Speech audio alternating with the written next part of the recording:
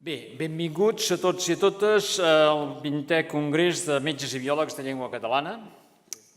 Bé, això de metges i biòlegs era fa 100 anys. Avui en dia la sanitat és molt més complexa i rica, amb professions i professionals diversos. Aquí estem, metges, infermers, fisioterapeutes, farmacèutics, biòlegs, treballadors socials, etc.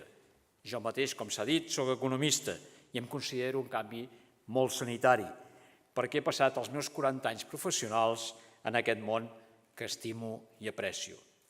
I és que la salut es pot fer des de molts llocs diferents. Ha comentat el doctor Vilardell que també vaig ser president de la Federació Catalana d'Escacs. I allà, a més d'organitzar tornejos d'escacs i un campionat del món que va vindre el Kasparov, etc., també vaig fer alguna activitat sanitària. Per exemple, i això va ser als anys 80, és a dir, 20 anys abans de la llei del tabac a les cafeteries, jo vaig prohibir fumar en els tornejos d'escacs de la Federació Catalana d'Escacs. I ho vaig fer perquè, mireu, una partida d'escacs dura 3 o 4 hores i fumant, al cap de 3 o 4 hores, és que no veies ni les peces. Era impossible saber què hi havia sobre el tauler. Ho vaig prohibir i la veritat és que no vaig tindre cap reacció en contra. Tothom hi va estar d'acord. Van entendre que allò era un bé pel joc, pel jugador i per la funció dels escacs. Repeteixo, doncs, és un exemple que la salut la podem fer a molts àmbits diversos i diferents de la nostra activitat. Bé, avui fem la primera jornada del Congrés, tal com han dit els presidents, i tenim avui 2 blocs. El primer amb el títol d'Orígens i finalitats dels models sanitaris dels territoris de parla catalana i el segon sobre l'atenció primària que volem. Els 2 blocs analitzen aspectes claus del sistema sanitari. Els models són la base de l'organització i el finançament dels serveis sanitaris. I en els territoris de parla catalana en tenim una varietat de models que podrem comprovar a la taula que al final de la jornada estarà dedicada als models sanitaris del futur.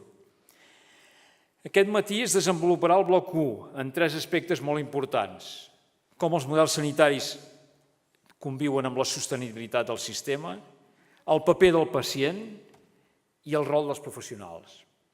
Per la tarda farem el bloc número 2 amb 2 ponències, una dedicada als nous reptes de l'atenció primària i la segona a la formació i desenvolupament dels professionals de l'atenció primària.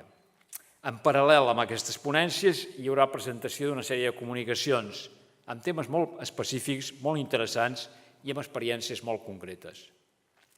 Al final del dia, a la tarda, hem convidat els responsables sanitaris dels territoris de parla catalana a una taula perquè ens diguin com ells veuen el futur d'aquests models. En aquests territoris tenim diferents models sanitaris. Els més propers probablement són els d'Andorra i el Rosselló, que tenen un sistema basat en seguretat social, mentre que a Catalunya, Illes Balears i País Valencià tenim un sistema nacional de salut. Però inclús dintre de cada grup hi ha diferències força significatives que provenen de la manera que ens hem organitzat els serveis sanitaris, que els financem, de la nostra història i de la nostra cultura. Ara bé, malgrat les diferències en l'organització, els reptes en què s'enfronten els sistemes sanitaris són cada vegada més comuns. La sostenibilitat econòmica, la solvència, l'envelliment de la població, la cronicitat, la necessitat de coordinació entre nivells assistencials i amb l'atenció social, la medicina personalitzada, etc. Aquests reptes no tenen solucions fàcils, sinó més aviat complexes. Solucions que requereix integrar les necessitats dels pacients i els professionals amb les prioritats dels polítics sanitaris. Es requereix que els pacients es corresponsabilitzin amb la seva cura, que els professionals es corresponsabilitzin en la gestió de recursos i que els polítics tinguin en compte l'equitat i la promoció de la salut.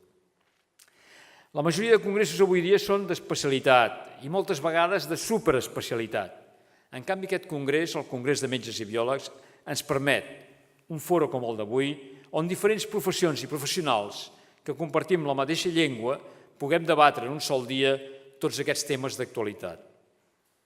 També ens permet compartir experiències basades en aspectes culturals similars. Molts dels temes que es tocaran avui tenen una forta base cultural i compartir la cultura ens permet trobar maneres similars d'abordar-los. Bé, comencem ja la primera taula, que és dedicada a models sanitaris i sostenibilitat, i demano als doctors Antoni Dedeu i Josep Figueres que pugin a l'escenari i que vagin amb cuidado amb l'escala, perquè és delicada. Sisplau.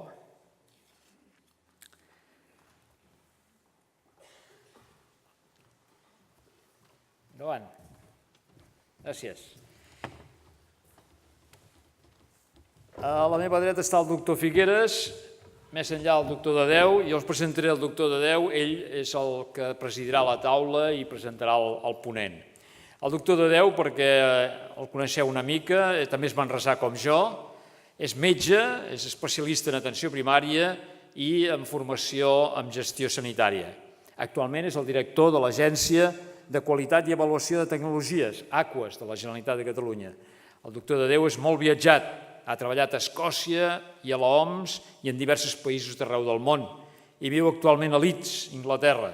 El doctor Dedeu és expert en política sanitària, avaluació i anàlisis de sistemes de salut. Doctor Dedeu, seva és la taula. Gràcies.